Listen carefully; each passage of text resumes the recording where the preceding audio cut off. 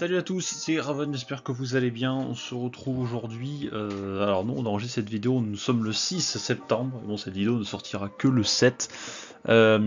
Pour, comme vous l'avez vu dans le titre de cette vidéo, la review de WWE Payback, toujours en compagnie de monsieur Viper. Salut à toi. Salut. Donc, là, on sort d'une grosse période catchesque parce que il y a eu Payback, donc on va en parler aujourd'hui.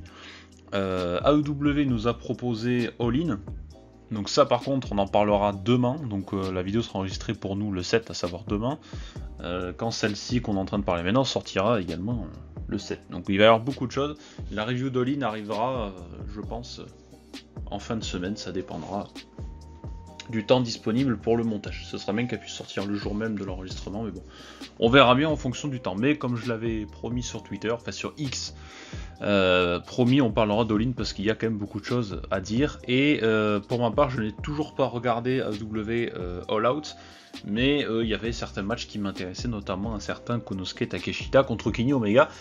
Donc pareil, si le temps ne nous manque pas trop, on essaiera d'en parler. Parce que voilà, la carte avait l'air quand même assez prometteuse. Et mine de rien, comme on l'avait également promis sur une lointaine vidéo maintenant qui s'appelait Bilan 2022, Programme 2023, c'est que cette année on s'était promis de parler au plus souvent d'AEW, et ça tombe bien puisqu'ils ont un nouveau pay-per-view, Wrestle Dream, je crois que ça s'appelle tout comme ça. Donc voilà, ce sera l'occasion d'en parler. Un petit peu plus, et ça c'est plutôt cool. Une petite chose avant que on commence à parler de ce Payback 2023, alors je sais que ça fait très longtemps qu'on n'a pas fait de preview, donc les previews, vous savez, c'est un peu quand on donne nos pronostics sur les matchs que nous proposent à chaque fois les pay-per-view, que ce soit du côté de chez VVE ou AEW. En général, on en faisait plus souvent chez VVE. Mais voilà, maintenant vous le savez, on a quand même pas mal de contraintes en termes d'horaire concernant nos travails, nos vies privées aussi, parce qu'on a quand même autre chose derrière. Donc ça devient un peu plus compliqué, donc c'est normal que depuis maintenant un certain temps il y ait quasiment plus de preview parce que ça devient un peu difficile à enregistrer. Quand on en aura l'occasion, on en refera, il n'y a pas de souci, mais voilà, la priorité reste quand même aux reviews pour de ce qu'on pense de ces shows que nous proposent les diverses structures de catch. Du coup, ce Payback qui s'est produit, alors c'était à Pittsburgh, je crois, Pennsylvanie, du côté de la PPG Paint Arena, si mes notes sont correctes. Donc c'est un pay-per-view qui a eu lieu dans la nuit du 2 au 3, je crois que c'était ça. Ou du 1 ou 2, je sais plus, non, c'est du 2 au 3 je crois. Oui. Du coup, en plus avec un thème musique qui était quand même pas trop mal, je ne sais plus du nom, mais que j'avais bien aimé. Et du coup, comme d'habitude, le kick-off, on s'en fout, on passe directement à la carte principale, avec le traditionnel opener qui, évidemment, le but d'un opener, c'est histoire de chauffer un peu le public. Et alors, justement, on va parler du public vite fait.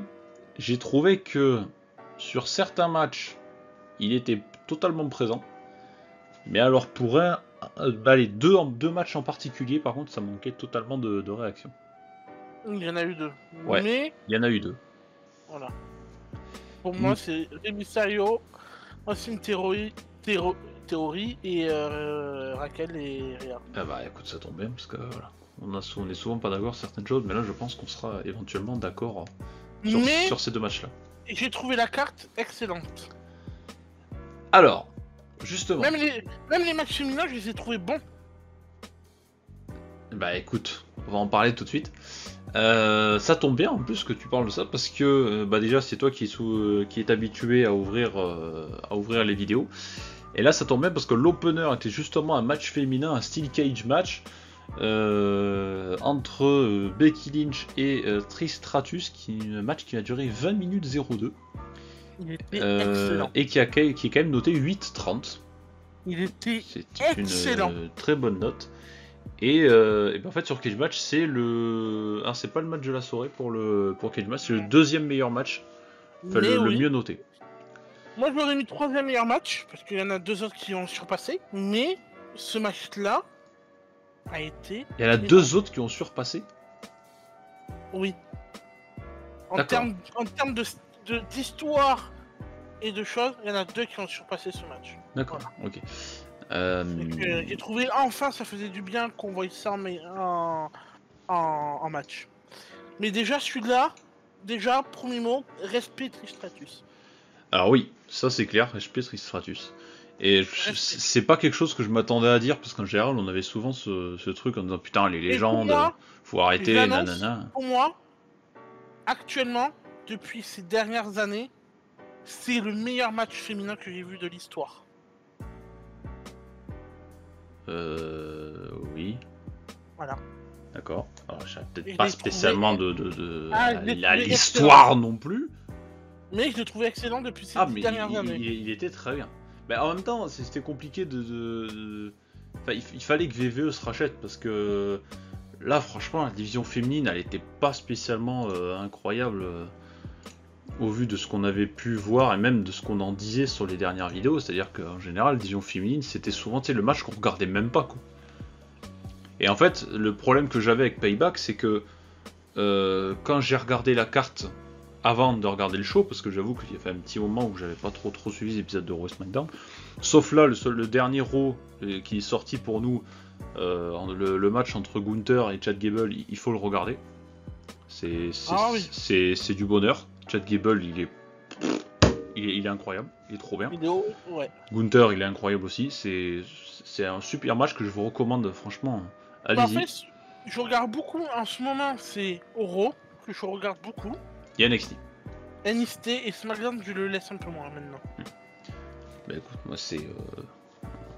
NXT avec quelque chose qui s'est passé hier soir. Oui, il y a eu une tentative de meurtre, mais bon. Mais voilà. Ça, on en reparlera. Bah, peut-être qu'on fera une review du prochain NXT. Là, c'est NXT No Mercy, je crois, le prochain pay-per-view, fin septembre, je crois. Et donc, en plus, il y a quelqu'un qui est sur cette carte qu'on parle actuellement.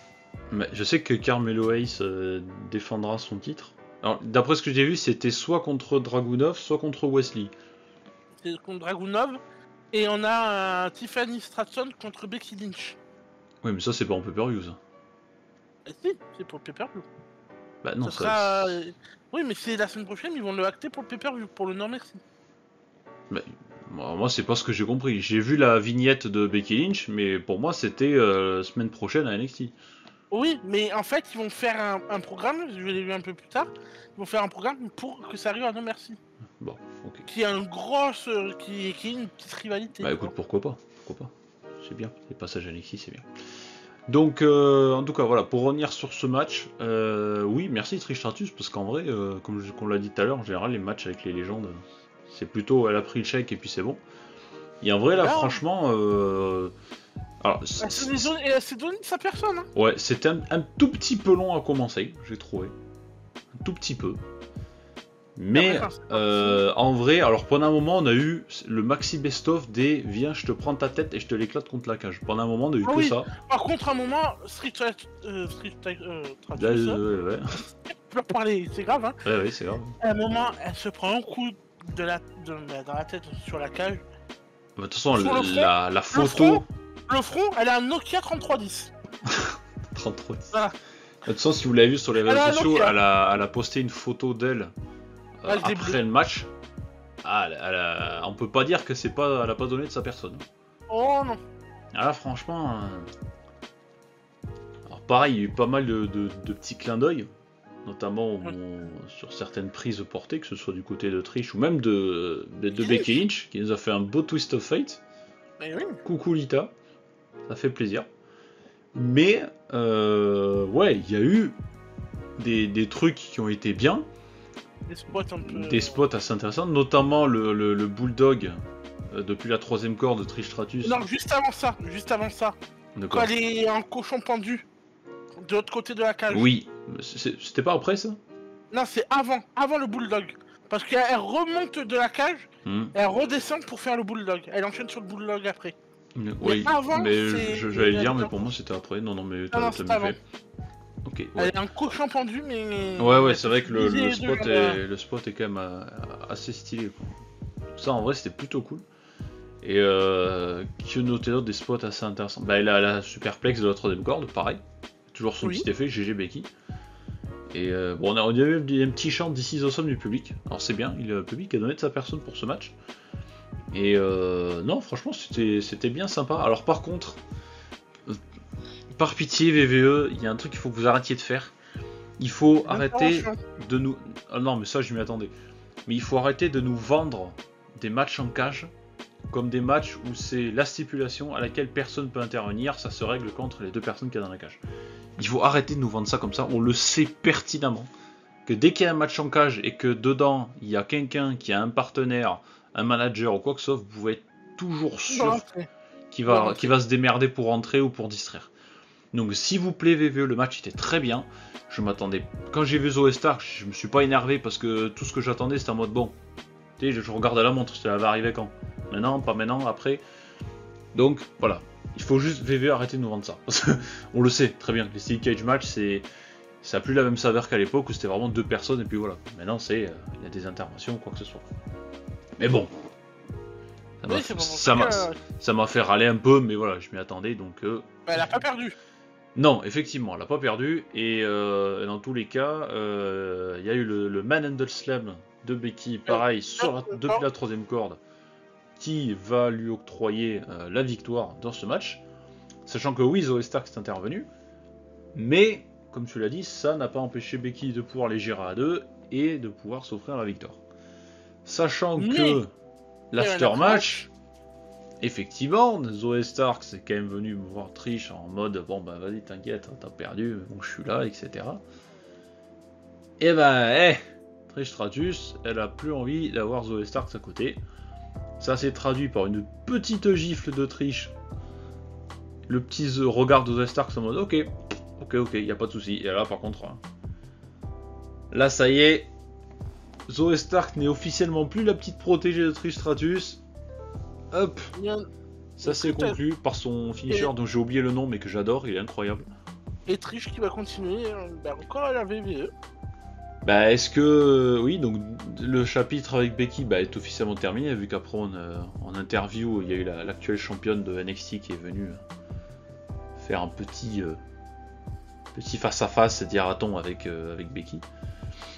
Et donc du coup voilà, le programme est officiellement terminé pour ces dames, mais est-ce qu'on va lancer un Zoe Stark contre Trish Stratus? Oui. Ou pas? Je sais pas. Sachant que Zoe Stark je crois a perdu à Raw en plus. Je crois qu'elle avait le match où elle a perdu. Ouais, elle a perdu. J'étais là, ok, bon, tant pis, dommage. Peut-être pas fait perdre directement le lendemain à Raw, pourquoi pas. Mais sinon, ouais, comme je l'avais dit au début, je m'attendais à rien à ce pay-per-view. Il n'y avait pas vraiment de match qui me hypait. Et aucun, hein, franchement. Enfin, il y en a certains qui étaient intéressants sur le papier, mais je veux dire, il n'y avait pas un match qui me disait putain, il me tarde de le regarder. Pour moi, c'était Payback, j'étais là, bon, Payback. Mais que je voulais voir. Mais je me suis dit, bof, vas-y, ça commence bien. Bon opener, franchement, très bon opener. Et je me suis dit, en le regardant, je suis là, bon bah vas-y, c'est cool, il y a des bonnes surprises. Donc pourquoi pas. Ok. Victoire de Becky Lynch, et en vrai c'est sympa. Ça commence bien. Ouais. Ça commence très bien. Quelque chose à rajouter ou on passe à la suite? On passe à la suite. On passe à la suite, et bien on va enchaîner avec le deuxième match de cette soirée. On va passer rapidement sur les petites histoires, les petits dialogues. Donc cette fois-ci c'était le Miz qui affrontait LA Knight avec John Cena en arbitre spécial. Alors je suis quand même assez étonné qu'on l'aurait laissé autant de temps, parce que alors le match a été noté 6,44, pardon. On est quand même plus en dessous pour une durée de 15 minutes 46. J'ai trouvé ça long. Non. Moi j'ai trouvé un peu long. Et comme je dis, ouais, je trouve ça étonnant qu'on l'aurait laissé autant de temps. Le seul truc que j'ai trouvé sympa dans ce match, c'est John Cena en arbitre. Moi je trouve qu'il m'a bien fait marrer, il a des moments qui étaient un petit peu fun, notamment les moments que ce soit le Miz, autant le Miz que les Knight où il va les repousser parce que voilà, il est dans les cordes et qu'au bout d'un moment, au bout de 5 secondes, faut lâcher. Je trouvais que c'était plutôt sympa. Mais le match, j'ai trouvé ça long. Ah non, moi j'ai pas trouvé ça long. Ah, je l'ai trouvé un peu long. J'ai pas trouvé que ça marchait bien entre les deux, je sais pas. Pardon. Ah, j'ai pas trouvé ça fou. Désolé, hein. Mais pour moi, le match était très correct. Les deux travaillent bien. Le Miz, il a fait du bon catch, hein. Ah non, mais je remets pas en doute les qualités du Miz. Pour une fois qu'il se débrouille un peu, tant mieux. Après, je suis content pour LA Knight, Mais ça lui donne une victoire en plus, il en a besoin. Le seul bémol, c'est John Cena. Fallait pas. Ah bah, Ça a rajouté un truc en moins. Moi, c'est l'inverse. Je trouvais qu'avec John Cena, c'est un pour petit moi, côté John comédie, Cena, c'était sympa. Non. T'as assez de pop, de trucs pour avec LA Knight, il ne faut pas rajouter un truc comme John Cena. Ça servait à rien. John Cena, c'était hors... fallait le mettre hors de l'équation. Bah écoute, moi je suis pas... Bon, après comme on dit, hein, chacun ses avis, tant mieux. Comme on dit toujours, j'aime quand on n'est pas d'accord. Mais... Moi, John Cena, juste pour présenter le match, ok. Juste pour dire, ok, Lost qui présente le match, ok. Mais après, c'est tout. Pas arbitre, non. Ça a dénaturé le match, je trouve. Tout est tourné sur lui, en fait. Je trouve que le match est tourné sur l'arbitre. Non. T'as deux superstars. T'as la superstar qui est Babyface, qui est monstrueuse en ce moment, qui est LA Knight. Donc pas besoin de rajouter John Cena. Pas besoin. Ouais, mais bon, moi je trouve ça sympa qu'à la fin, sur la rampe d'entrée, il se serre la main. Je trouve ça plus sympa. Bon, c'est pas le match de la soirée non plus, mais bon. Ouais, mais. Voilà. Ouais, ça tombe toujours sur la personne de John Cena. Ah, John Cena est là, ah bah il faut faire un truc. Non, oui, mais bon, il faut pas oublier que John Cena, ça ramène du monde et du fric. Bon. Pas oublier ça. Puis, en vrai, il y a pas mal de personnes qui, que ce soit, bah, pour reprendre l'exemple du match d'avant, Zoe Starks, qui arrive dans le roster principal, et qui, pour aider à se faire un nom, et à prendre un peu de momentum, tu vois, on la met avec quelqu'un qui en a déjà, tu vois. Oui, mais parce qu'il y a une histoire dans tout ça. Oui, non mais d'accord, mais je veux dire, LA Knight, là, ça y est, il est c'est le babyface de la compagnie. Donc je trouve que ça leur rajouter un petit truc avec Cena, bon voilà, tu vois, il y a ce côté un peu, pas passation, mais tu vois, c'est un peu l'expérimenté qui fait un peu confiance au nouveau, je trouve, tu vois. Ouais, non, après je trouvais, bon voilà, c'était un petit peu de comédie, bon bah le Miz et les Knights, voilà, ouais, c'est un peu des comiques aussi à leur manière. Hein. Donc bon. Mais les Knights est meilleur. Ah bah ça tombe bien, il a gagné, donc comme ça au moins, ça fait une petite victoire de plus pour les Knights. Le public est content, bon voilà. On profite, puis feel good moment, et puis c'est pour ça. Bon, voilà, rien d'autre à rajouter. Voilà, c'était un petit match, voilà, tout simple. Troisième match de cette soirée de Payback, hein, c'était pour le titre des États-Unis. Rey Mysterio a défendu contre Austin Theory et Satomu a remporté son match. 9 minutes 49. C'était plus court. Mais le match aussi était correct. Ouais, alors c'est noté 5,81, on redescend quand même. Et en fait, je suis un petit peu déçu parce que pour le coup, j'aurais bien aimé qu'il y ait un petit peu plus. Sachant qu'Austin Theory, je déteste cette personne. Mais in-ring, il fait des choses quand même qui sont vachement propres. Et ça tombe bien parce qu'en début de match, il va énormément dominer la rencontre en fait. Et dans ce qu'il propose, franchement, c'est un catcheur qui est quand même relativement propre dans ses rythmes, que ce soit en termes de vitesse, en termes de puissance. Et pour moi, il a parfaitement su à des moments mettre un peu en valeur un Mysterio qui fait la voltige, etc. Oui. Et non, franchement, c'était. Mais au point Austin Theory, le point que j'ai à mettre sur lui, c'est que tant mieux qu'il est perdu, de 1, parce que ça fait encore monter. Là, il a une petite streak de défaites, ce qui est très bien pour lui. Ça va le remettre en question. Et pourquoi pas le faire passer en face? Alors, ça tombe bien que tu dis ça parce que Sturi en avait dit un peu la même chose pour cette histoire de streak. Après, il y avait des rumeurs, c'est vrai que actuellement VVE, il y avait, ça circule un peu sur tous les réseaux sociaux, tous les sites de news concernant VVE, que comment on appelle ça? Je cherche. Une top, mon vocabulaire. Ouais, voilà, qui aurait apparemment une top star actuellement chez VVE qui s'apprêterait à faire un gros face turn. Alors après, est-ce qu'on peut ranger vraiment top star? Voilà, je sais pas. Mais à voir. Et là, pour le coup, ouais, c'était peut-être le seul match où j'ai trouvé que j'aurais bien aimé qu'on leur laisse à la limite un petit peu plus de temps. Voire échanger la durée. Alors que tu vois que le match avant dure 9 minutes.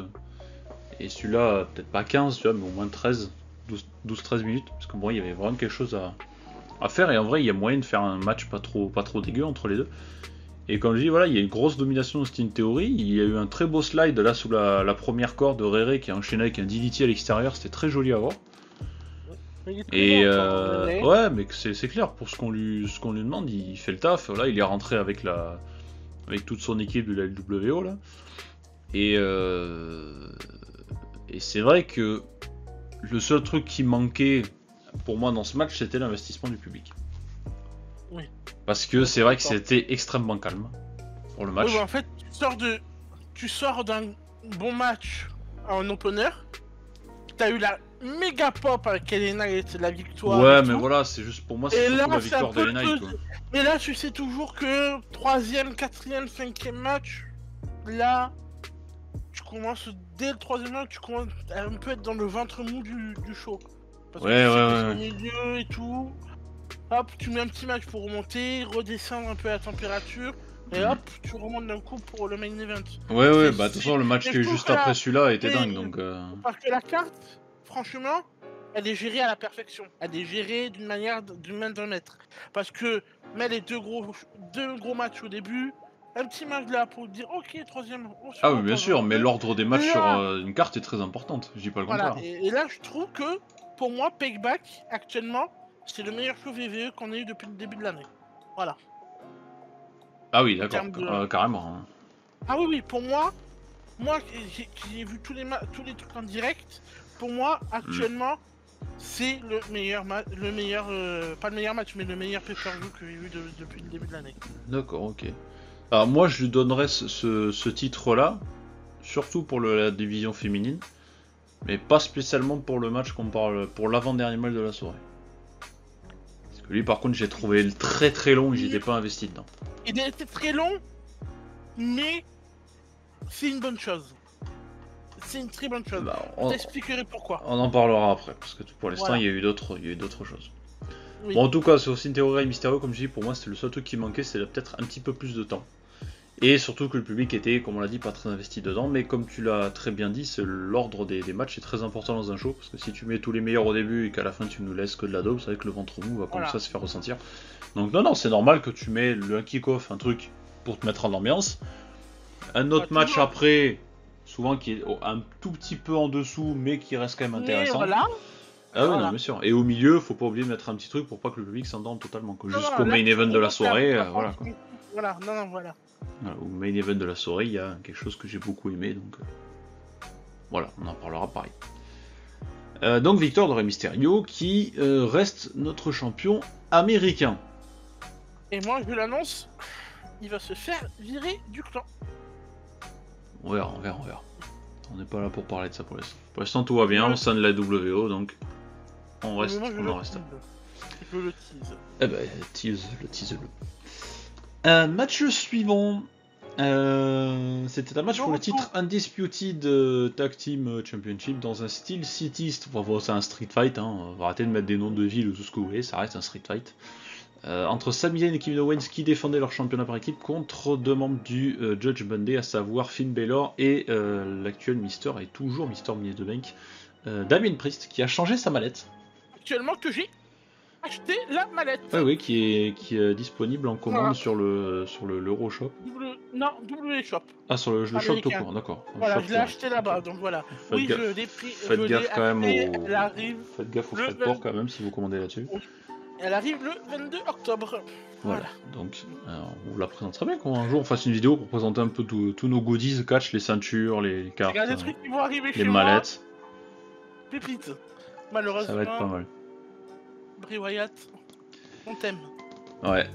Du coup, ce style City Street Fight, donc ça durait combien cette affaire? Ça durait 20 minutes 44. Et c'est noté 8,82, c'est le match le mieux noté de la soirée. C'est le meilleur match de la soirée. Donc, on appréciera l'hommage de Kevin Owens à Terry Funk, le joli t-shirt, on aime bien. Oui. Puis Terry Funk, c'est pas comme c'était une des personnes connues pour son style un petit peu extrême, exactement, tout à fait. Et il y a un truc que j'ai énormément aimé dans ce match, alors comme d'habitude on va revenir point par point sur des choses qui nous ont un peu marqué. C'est un moment dans le ring, vous avez Finn Balor qui a une poubelle sur la tronche. Et là, il y a un coup de kendo stick. Ah, j'ai trouvé ce moment incroyable. Oh là là, j'ai trouvé ça super chouette. Ça, c'est cool. Ah, ça, franchement, c'était sympa. Bah ouais, le t-shirt. On le faisait à l'époque, oui, mais au début de l'ECW, dans les années 80 ou 90, on faisait ça, mais avec des chaises. On mettait la poubelle, mais on tapait avec la chaise à côté. Ouais, mais l'épisode d'NXT n'était pas encore passé pour que ce soit que ça devienne autant hardcore. Donc je pense que le prochain, on verra. C'est... ne regardez pas le dernier épisode d'NXT surtout. Si vous voulez pas regarder, en fait, quelqu'un... une tentative de meurtre, tout simplement. Hein, vous voyez un sandwich? Ben, vous prenez les 2 escaliers, et mettez la tête au milieu et tapez dessus. Voilà, tout simplement. Donc, non, franchement, c'était bien sympa. Alors bon, Dodo qui vient, logique. Non, pas de surprise. Tu vois les interventions de ce match, ça ne m'a pas dérangé. Bah, moi non plus, c'est un street fight. Oui, mais je trouvais que ça rapportait quelque chose en plus au match. Alors, oui, mais dans tous les cas, comme je dis, c'est un peu comme le match de Steel Cage. C'est que, à partir du moment où tu sais que t'as pas de disqualification, tu te doutes parfaitement, comme j'ai dit, que si quelqu'un qui a un manager ou un autre gars qui l'accompagne, je me doutais parfaitement qu'il y aura à avoir Dodo qui allait venir, quoi. Oui. Et Rhea avec. Oui. Dodo qui a pris cher quand même. Hein. Ah, on en parlera de ça. Parce que, alors par contre, pareil, autre moment hyper sympa, c'est l'image de Kevin et Sami en tenue d'hockeyeur. Oui, par contre... j'ai aimé ça. Par contre, une image que j'ai bien aimée, ok, ils l'ont enlevé très vite parce que VVE enfant, mais quand Kevin Owens est revenu sur la scène un peu principale, sur la rampe d'entrée... il coulait le sang. Ah, il pissait le sang, il s'est ouvert le crâne. Mais quand il est arrivé, ok. Ben on l'a vu parce qu'à un moment, je crois que t'es Sami Zayn qui est en train de se faire casser la tronche dans le ring. Et on le voit un tout petit peu parce qu'après il change le plan. On voit qu'il y a un médecin avec une serviette qui est en train d'essayer de le débarbouiller, on va dire. Oui, non, ils l'ont recousu sur place. Ah bon, je sais pas, mais en tous les cas... il s'est fait recoudre, direct. Ils ont essayé de le retaper comme ils pouvaient. Ouais, mais putain, mais laissez le sang, ok. C'est VVE, mais... Mais bon, que dire de plus? La Swanton Bomb de Owens sur Dodo, quand il était sur la table. Le saut depuis, je sais pas, dans le public, là, il est monté sur une genre de rambarde. L'entrée de l'arène, là. Oh là là, la retombée en plus, elle est pas très safe, je la trouve pas safe. Il y a Fardy, hein. Ah ouais, non mais bon. Encore un mec extrême un peu à l'époque, hein. Ah ouais, bah c'est clair. Et sur des spots là, de ce côté-là de l'arène, plusieurs l'ont fait, quoi. Ouais. Donc, en parlant d'intervention, pareil, Jordan Devlin, enfin JD McDonough. Oh, il s'est pris un pop-up powerbomb. Ah, lui, il est venu pour prendre tarif, lui. Mais en fait, la table, elle a pas cédé sur son poids. J'ai vraiment marqué Jordan Devlin sur mes notes, mais c'est un ancien nom. C'est pas grave, moi je l'appelle toujours comme ça. Ouais, moi aussi c'est pareil, JT McDonald's. Mais sinon, moi je l'appelle McDonald's et c'est bon. Hein, ouais, non, Jordan Devlin, c'est très bien. Voilà. Mais il a pris un pop-up powerbomb. Ah, il était violent. Fait, la table devait céder, mais vu son poids, elle a pas cassé. Elle a jamais cédé. Il a tout pris dans la nuque. Ah, ça a dû piquer. Après, il y a eu un Falcon Arrow sur les chaises, un peu classique, sur Sami Zayn. Ah, par contre, Sami Zayn, ça fait un joli Blue Thunder Bomb sur Finn Balor, pareil, avec des chaises en dessous. C'était très sympa. Ouais. Et après, la dernière à venir. Ah, mais celle que j'attendais un petit peu, mais pas à ce point-là, c'est Rhea Ripley qui est arrivée en courant à Mach 12. Mais genre, elle débarque de nulle part. Elle sort de nulle part et elle va te placer un spear. C'est un spear qu'elle a fait. Sur Owens pour briser la barricade. Oh la vache! Oh ce bus! Ah, elle nous a fait une Strowman là, c'est tombé. Il fallait pas se mettre au milieu. Bah, le problème qu'il y a, c'est que celui qui avait au milieu c'était Owens. Oh putain! Il a arrêté d'amener dans le championnat féminin, mais t'es. Ah ouais, non mais là clairement. Alors, par contre, il y a quand même... Alors, je pense que sur la fin, on sera pas d'accord, toi et moi. Pas spécialement sur le résultat. Enfin, si, mais ça dépend... Je vais formuler, ça va dépendre des circonstances. En fait, moi, comme vous le savez, je suis pas fan des clans qui possèdent toutes les ceintures. Je le disais pour la Bloodline, je vais dire la même chose pour le Judgment Day, même si c'est un groupe que j'aimais énormément à ses débuts, que j'aime toujours bien, mais c'est un peu compliqué. Et J'ai une bonne réponse pour ta question, si tu me la poses, parce que j'ai un truc à... D'accord, non mais dans tous les cas, je sais qu'on sera pas d'accord, et comme je dis, tant mieux, parce que le but c'est de faire du débat. Mais en fait, moi ce qui me gêne dans le Judgment Day, c'est que on a vraiment une équipe de nouvelle génération, entre guillemets, qui forment un clan qui, comme ils se le disent eux-mêmes, qui est inarrêtable. Tu n'arrêtes pas le Judgment Day, tu vois. Et pour moi, c'est bien parce que cette nouvelle génération, c'est Damien Priest, c'est Rhea Ripley, qui on attendait beaucoup de choses depuis NXT UK, etc. Alors, Finn Balor, il est là depuis un petit peu plus longtemps, mais bon, il est. Oui, ça plus ou fait moins... toujours du bien d'avoir quelqu'un d'expérience mais oui, dans un clan. ça, je dis pas le contraire, c'est très bien. Et pour moi, l'arrivée de genre de JD McDonough, Jordan Devlin au sein du Judgment Day, moi je dis oui. Non, mais ça, je dis oui. J'adore Jordan Devlin, catcheur que j'aime beaucoup, que j'ai pas mal suivi avant. C'est ça. Moi, c'est maintenant dans ce groupe-là, pour moi, c'est Dodo qui fait tâche. C'est le maillon faible. Ben, c'est ça. Alors oui, il est encore jeune, il y a ci, il y a ça. Ça, je dis pas le contraire. Et tout en le détestant, parce que c'est le membre du Judgment Day que je déteste le plus, il faut avouer que le gamin, il s'est nettement amélioré, malgré le fait que son personnage reste pour moi infâme. Je déteste Reigns. Et comme on le dit, si on le déteste, c'est qu'il fait bien son travail. Et là, ça n'a jamais été aussi vrai. Je le déteste. Bon, moi, dès que je le vois, j'ai envie de lui mettre un pump kick à la Orton, là, c'est... Ah, mais... Ah oui, voilà. En fait, Randy Orton, malheureusement, n'est pas revenu encore. Je suis triste. Ouais, oh là là, qu'est-ce que je m'y attendais pas.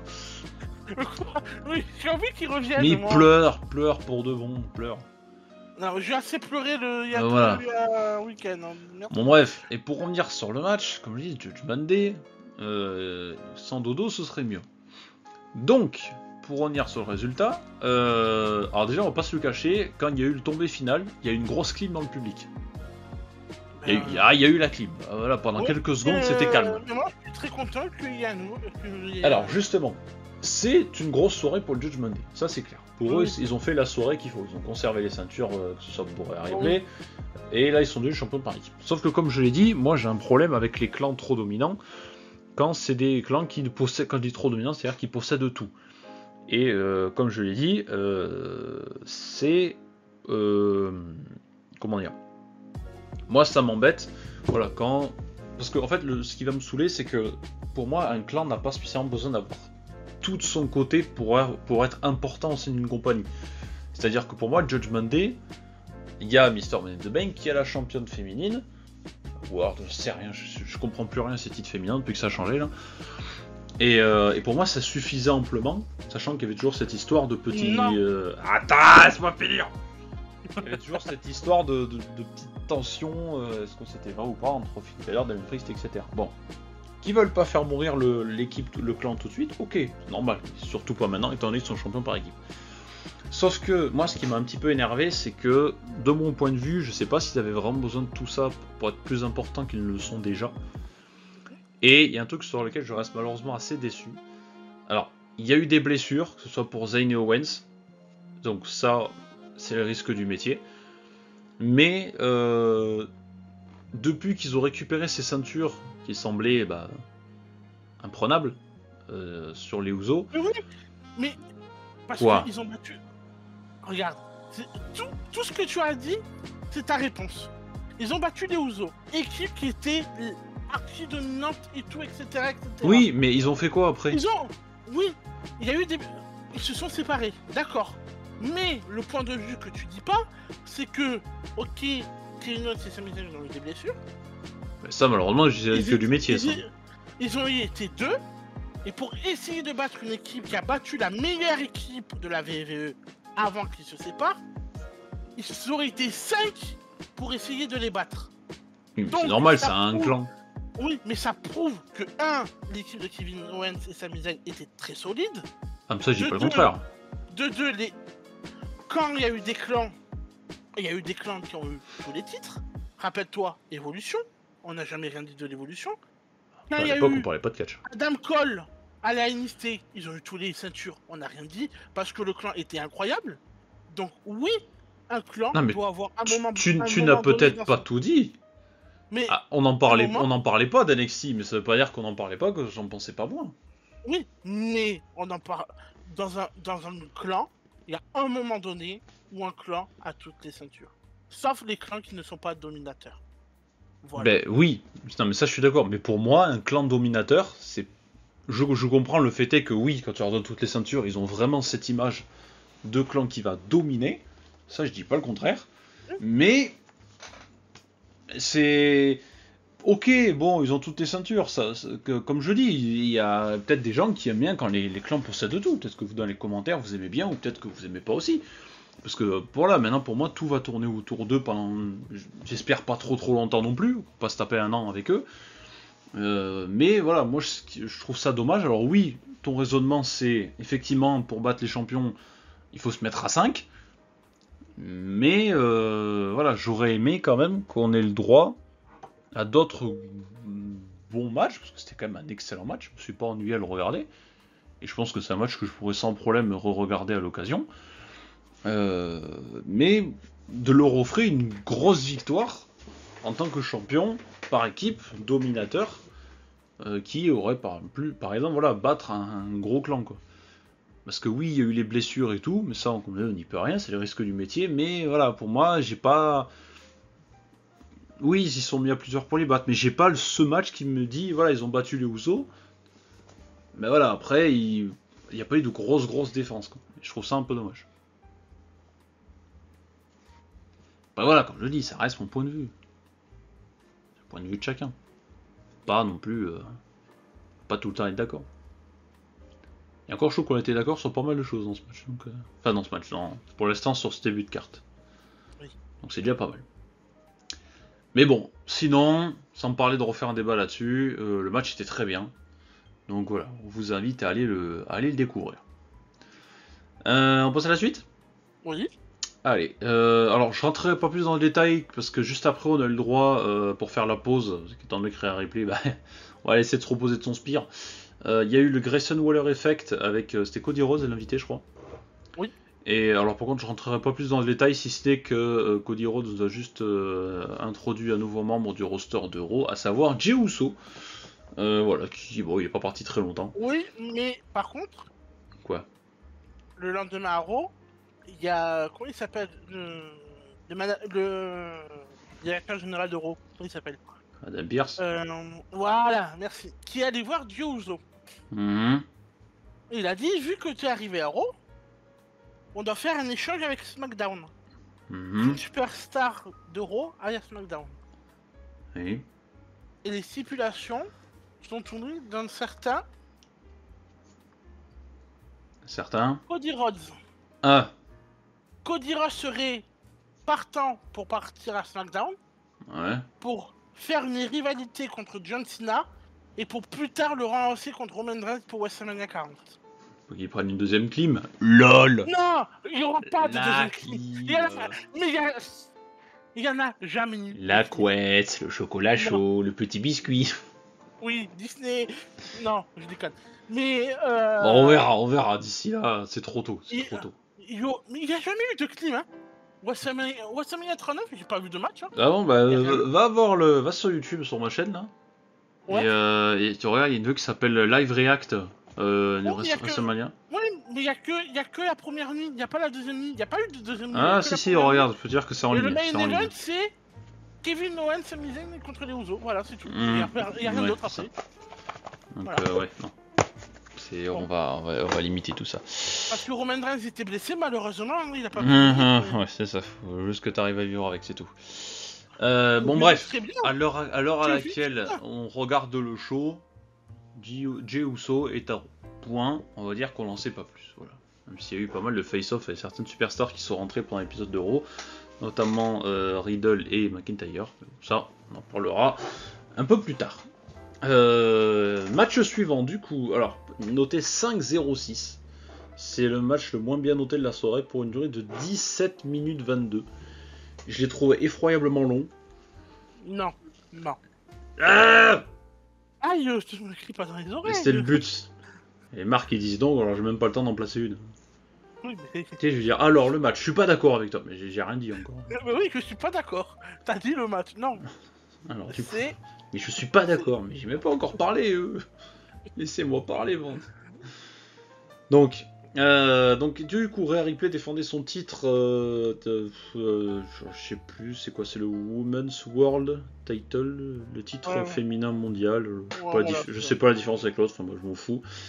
Contre Raquel Rodriguez et comment ça s'appelle? Alors il y a un petit manque d'investissement du public encore une fois. Moi aussi, je vais pas vous le cacher. En fait, il a eu du mal à commencer. Ça a été très lent au début. Mais... Bah, 10 ans du bien parce que je vais le descendre, franchement. Parce qu'il y a eu des très bonnes choses pour le futur. Parce que pour moi, la rivalité, c'est pas terminé. Ça va continuer. Bah, en même temps, la fin était protégée. Ce qui est pas plus mal. La fin est protégée, c'est pour ça. Mais... Parce qu'intervention de Dodo, comme par hasard. Surprise. Dodo, par contre, Dodo, il a pris un power save, il s'en prend à chaque coup. Hein, c'est vrai que lui, dès qu'il intervient, il se fait défoncer. Lui, il se fait défoncer. Lui, il a pris un chèque pour... Son contrat sur Payback, c'était tu viens pour te faire casser la tronche. Ah bon? Tu vas faire quoi? Bah, tu vas te prendre un shot and bomb et... Alors, tu vas traverser une table, tu vas te faire choper par Raquel, elle va défoncer. Ok. Non, mais pas prêt. Ah, ouais. Ah, ça, c'est un beau contrat, ça. De 1, début de match un peu long. De 2, le milieu de match était très bon. Parce que les deux, il y a eu des choses qui étaient très bien, des choses moins bien. Mais pour le futur de la rivalité, il y a un très gros potentiel. Alors, ça, le gros potentiel, je dis pas le contraire. Et enfin, peut-être Rhea Ripley a son adversaire qui peut aller la détrôner. Alors, et j'ai pas peur de le dire. Alors justement, la détrôner, ça j'aimerais beaucoup. Mais bon, je sais pas, on verra. Sachant que vu que maintenant le Judgment Day a toutes les ceintures, ce serait bizarre de voir celle qui pour moi paraissait la plus dominante du Judgment Day perdre sa ceinture. Tu vois. Donc ça, faire perdre, je sais pas. Mais moi, le seul truc que j'ai trouvé sympa dans le match, c'est que enfin, Rhea Ripley avait une adversaire qui était moins ridicule que tout ce qu'elle a pu voir avant. Non, mais qui était de son gabarit, tu vois. Raquel Rodriguez, elle est balèze quand même. Il y a bientôt le show là en Inde. Oui, je crois, ouais. Rhea Ripley affronte Natalia. Oh, super, ça va être rigolo ça. Ça va durer combien de temps? 4-5 secondes? Mais juste de la voir avec quelqu'un de sa carrure, ça déjà, ça me plaisait. Je me suis dit, putain, enfin, ça va être un peu serré, il va y avoir quelque chose, tu vois. Et après, voilà, comme je dis, ça reste mon avis, mais voilà, pour moi, je l'ai trouvé long. Et j'étais pas... comme vous le savez, voilà, la division féminine, je ne suis pas investi plus que ça. Heureusement, j'avais quand même une bonne surprise en début de show. Et bon, je fais quand même les efforts de regarder les matchs. Voilà. Voilà. Sachant qu'il ne faut pas croire, hein, c'est pas parce que c'est que VVE. Demain, on va enregistrer, s'il n'y a pas de souci, la review de WWE All-In. Voilà, le match féminin qu'il y a eu. Alors oui, il y a eu un moment qui était juste incroyable à la fin. Feel good moment avec le public, mais voilà, c'est pas dire que le match était non plus incroyable. Et bon, on en parlera demain. Parce que la vidéo devrait être beaucoup plus longue que celle-ci. C'est pour ça que celle-ci on enregistre le soir. Ça me permet de faire un peu tout le montage, etc. Donc ouais, donc écoutez, victoire de Rhea Ripley avec une intervention de Dodo, comme par hasard. Marqué entre parenthèses, j'en peux plus de lui. C'est vrai, j'en ai marre. Il me saoule tellement. Pareil, pour moi, il a vraiment cette tronche de tête à claque. Quand tu le vois, t'as envie de l'exploser. T'as envie de lui mettre tous les finishers du monde, tu sais. Enfin bon, t'es comme ça. Donc, comme on l'a dit tout à l'heure, très bonne soirée pour le Judgment Day qui repart chacun à sa ceinture. Champion par équipe, champion nord-américain et championne World Women's. Donc, tout va bien pour le Judgment Day, c'est la fête, champagne. Alléluia. Ouais, c'était... je pense qu'ils ont dû fêter ça un peu plus tard. Main event, du coup, de cette soirée payback, noté 7-38. Le co-meilleur match de la soirée.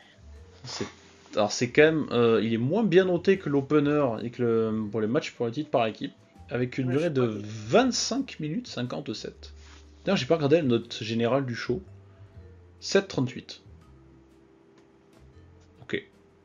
C'est décent. Merci les deux catcheurs. Voilà. Et là, c'est Seth Rollins qui défend son titre World Heavyweight contre Shinsuke Nakamura. Alors oui, ça chante pour l'entrée de Rollins, mais ça a également chanté pour Nakamura. Ça, c'est cool. Comme dirait Suri, le clip vidéo pour Nakamura, il était Ah ouais. Bah, mais VVE, ils savent faire des clips. Ils le savent. Et là, ils nous l'ont montré. Moi, déjà, je suis un fanat. Alors, oui, manga, culture jap, etc. Mais je suis un fanat de la voix japonaise. Je trouve que le japonais, pour moi, c'est une langue qui est vraiment trop stylée. Et ça, encore plus parce que... Alors, j'ai été spoil d'un truc sur All Out. C'est l'entrée de Bryan Danielson, qui est revenu. Oui, et qui est re-rentré sur... sur comment ça s'appelle, sur Final Countdown de Europe. Donc bon, AEW a du fric. Alors, après, ça aurait été plus sympa qu'il le garde, peut-être pour d'autres événements. Je sais pas s'il gardera comme tout le temps ou pas, je sais pas. Vu que tu parles de quelque chose de AEW, petite news, peut-être Impact aurait signé CM Punk. Bon, bah, en même temps, il va aller là où il peut. Hein. Bah, bon, qu'il aille où il m'en fout. Tant qu'il va pas chez VVE. Voilà. Moi, déjà, je m'en foutais royalement. Ah, si, quand ils ont dit, peut-être c'est un peu de retour VV, non. Alors, je m'en foutais, alors, on va pas parler de trop d'AEW, mais quand je dis je m'en foutais, je vais pas vous cacher quand même que le jour où il a fait son retour, son premier retour, l'officiel, là, c'était en août, il y a 2 ans, je crois. Alors, qu'on l'aime ou qu'on l'aime pas, quand t'entends Cult of Personality à fond dans l'arène, voilà, tu peux pas ne pas réagir, mais bon. AEW, on en parlera là, bientôt pour vous. Parce qu'en plus, ça tombe bien, CM Punk a fait son dernier match chez AEW contre Samoa Joe. Donc voilà, et il y aura des choses à dire dessus, parce qu'en plus, j'ai adoré ce match. Donc, voilà. Donc en tout cas, Seth Rollins Nakamura, oui, VVE, ils savent faire des clips. Et en plus, en japonais, c'est super stylé. Mais bon, les meilleurs en japonais, c'est... Ils savent faire des matchs, ils ont un style, le Pururetsu, que j'adore, le strong style. Le match là. Mais bon, les meilleurs, c'est les annonceurs japonais. Pour une fois, il n'avait pas d'overbooking. Mais déjà, rien que le fait. Moi, déjà, ça m'a mis dans l'ambiance, rien que sur les entrées. Alors, oui, ça chantait pour Rollins, ça chantait Nakamura, c'était drôle, c'était très sympa. Mais... Grosse domination de Nakamura, n'empêche. Mais Nakamura au sommet maintenant. Mais c'est exactement ce que j'ai marqué. Troisième phrase, j'ai marqué franchement, qu'est-ce que ça fait plaisir de voir Nakamura sur le haut de la carte. Et surtout, ça fait du bien d'avoir un match qui n'a aucun overbooking, qui est du pur catch, vraiment. Et il y a des enchaînements qui fonctionnent très bien entre les deux. Des enchaînements qui fonctionnent très bien. Ouais. Un ceiling de Seth Rollins parfait sur le. Ouais, c'était un combat très disputé, n'empêche. Parce qu'il avait expliqué qu'il était blessé au dos, donc Nakamura c'est vrai. Littéralement chercher à péter le dos de Rollins. Le match, pour moi, c'est un 10 sur 10. Il est parfait. Ah, alors, ça, bon, ça vous savez ce que j'en pense. Pour moi, aucun match n'est parfait. Mais pour moi, un match comme ça, enfin, il n'y a pas eu de Red Bump, de main event avec Roman Reigns, Bloodline, etc. Ah, mais c'est pour ça, moi je suis content. Là, j'ai pu profiter d'un vrai main event tranquille. Et puis au moins, comme l'a dit Rollins le jour où il avait récupéré la ceinture, le lendemain, il a dit je serai un champion combatif, ça on peut pas lui reprocher.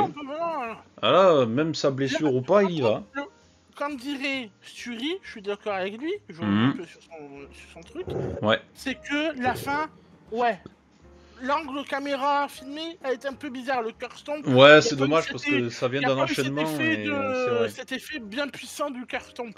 C'est juste ça qui est dommage. Mais après, le match, en reste de show et tout. Non, mais c'était un combat très disputé, donc ça c'était bien. Puis comme je dis, moi j'étais hyper content de revoir Nakamura en haut de la carte. Bon, c'est un gars qui doit être en haut de la carte, Nakamura. Ça faisait longtemps qu'on l'avait pas vu. Ben c'est vrai, puis pendant un long moment, quoi. Même à un moment, j'ai cru, des fois, en disant, Nakamura il peut. J'aurais adoré le voir champion. J'aurais adoré. Même à un moment, j'ai cru, j'ai dit, il va y avoir une intervention de Damien Priest. Allez, il va avoir ça. Je sais pas, mais ouais, j'avoue, là, ça aurait été dingue. Mais en vrai, non, ouais, j'ai vraiment bien aimé. C'est surtout le retour de Nakamura en haut que j'ai vraiment. C'est ce qui m'a fait dire putain, c'est vraiment très sympa. Et par contre, il y a quelque chose qu'on n'a pas vu à la fin, qui a été coupé pour nous en tant que spectateurs à la télé. C'est que Nakamura, je crois, a réattaqué Rollins. Mais ça s'est pas vu à la télé. Il fallait le voir, je crois, sur YouTube ou en after ou je sais pas où. Et donc, bon, voilà, ce qui nous fait comprendre que c'est pas fini. C'est pas fini. Mais après, pas de soucis, qu'ils nous refont un match, moi, il n'y a pas de problème. Une petite revanche, il n'y a pas de problème. Allez-y, messieurs, régalez-nous. C'est quoi le prochain show? Prochain Il y a show... Sutherland de là, où là, ça sera pas défendu, ça sera un match par équipe. Alors, attends, je vais te dire ça... Est-ce que c'est un petit LUC, pourquoi pas, tu vois? Alors, c'est Bien barbare. c'est peut-être pas impossible, sachant que...